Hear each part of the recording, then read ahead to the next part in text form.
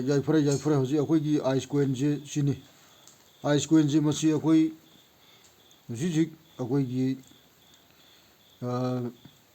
gi Freeda sunggadaba koini aidi akoi gi maman kamta lawdana sunggadaba sahi ama sunggadabani masi sesi leiba koini koini sumdra selere to si adum restar bo hek tawkardi adum mi khudimang akoi chinau mayam jingna chigi ice coin ji yamna kudong chaba koini masi Freeda loinak sungobu yai hoji akoi gi masi seida tu sida leri aina ji taije seida gayen ti parga tawri je tu sim tak sim tawji tu si janggen ba tu sida mungama katangare amon phangada ba mu sei manga sunggada bani sunggadi adubu kaibadi mathang seigi 2024 gi October dagi kaiba hobne na lautokrabani to year 5 years sei manga sunggada ba allocation 100 che koi gi 100% ne ano sigi tu sigi hek jogdribok percent je chaniyang khai sudribok che si adum sunggane ba je you will earn legendam na si tangada ba je ano seida pre-stake your ice reward for up to 5 years and increase your earning rate by up to 250%. Chaniyang khai bokti agi percent si adum sei manga si admi henkala kane he jogdribok che aduna si magi akoi gi sungbo khotpa sapsana sengba kaibi yabagi akoi gi Coinbase kumba Binance kumba adagi amama akoi gi Bybit nungbit akoi gi yam leiri hai bising jida akoi loinmok tholkadabane adu masi thoktrimi mamangda akoi na mangjoruna masi sunghorgodi hena kudong sabje akoi phangi aduna masi jinau jingna masi di akoi gi adum Freeda sungba coin ko hojik paisam changa dabonate chidi dum hayeng pasa changa dabadi 2024 gi October gi matung dagi madai da ko yaw gya be mijingna mai Freeda coin je sungdramnina paisa thiba ko khara lakane ba adu hoji chungoba kangusina paisa je ko Freeda phangada bai tare masi ko gi mamanga da ju warjing ta ko gi han hangbe account da ko gi reward phangidna warjing ta reward phangbodo amba kuidingai mamangda hangba tamda hajiti reward phangdradana hanga ju kai kran kesu kandra mai tokna reward si coin ji Freeda akoi warjing coin ji ham launch to koi matang da akoi gi coin ji mi yam sing da phangnagi ba coin ji anam tan bai tar adu gi posi hojikti anoba re sa to ba kangun am ta phangre ba sumai tokna adugi warjing ki reward phangbagi mong dongna akoi Freeda coin je phangoi wan da masi khudong chab ja koina manga lok da masi ni ko this is the biggest opportunity we will be successful withdraw at any crypto exchange now from 2024 October 7. Okay, this is the very important message. Therefore, don't miss. If you want to earn the some ice quanta before lunch, before withdraw the 2024 year, you have to restart. Just don't delay, don't waste time. Instead waste time, you have to restart. Okay. Therefore, this is the very biggest opportunity. And see, when I now jingna, masih aku asyik restart option biro. Sini sini tu. Coinji haji mi kya coinji sundar ki haji world ki thakta haji raki orang sida. Sida changjalo.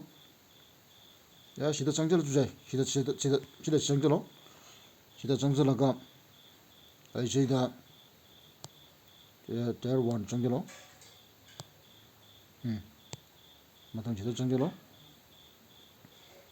Ini je. Guys. Ini yang lain itu kurang cakap.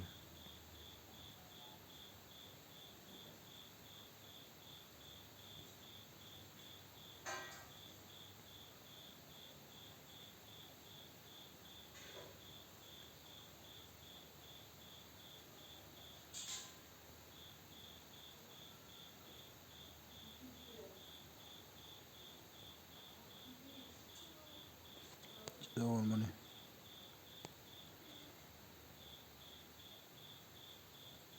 Sudah. Kita jik tutel kita user active top user jingje je ajik to hariba sigi top user se tharje astu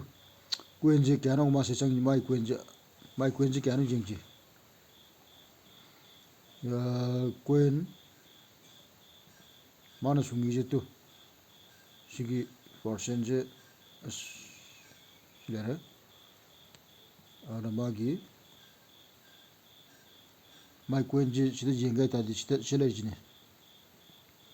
ama tara sali sing sing tar lak tar kro asto karor mari rom da sung akwai le jide coin le sing hundra ka tanga ri yam khena kare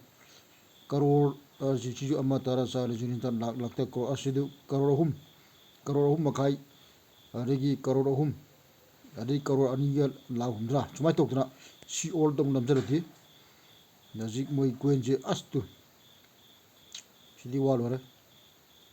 partner ma'am जिंजना ताउजिंग एकता मोइजी कोइन जे सिनेबो सुमाय तोकदना अखोना फॉरेनर जिंगना मोइ कोइन जे सुमान हेक लॉन्च तोरने हारदि मोइ हानेता कोइन जे तोकसलो है मसिगी गुदोंग चाबजे अखोइ जु मसि लहौ बाय तारे यामनमक अखोइ या लहौ द्रगा जो कोइन लिसि यांखै म ला अमा मरि मंगा म ताराम पाइरोदि अखोइ जु मथंग सहिबो की मनुंग जिदा कोइन ला अमदि सुमन जायदना आदि पोसे Modi coin J crore Rome the तुम लेगरे अमा तरा चा लिसिंग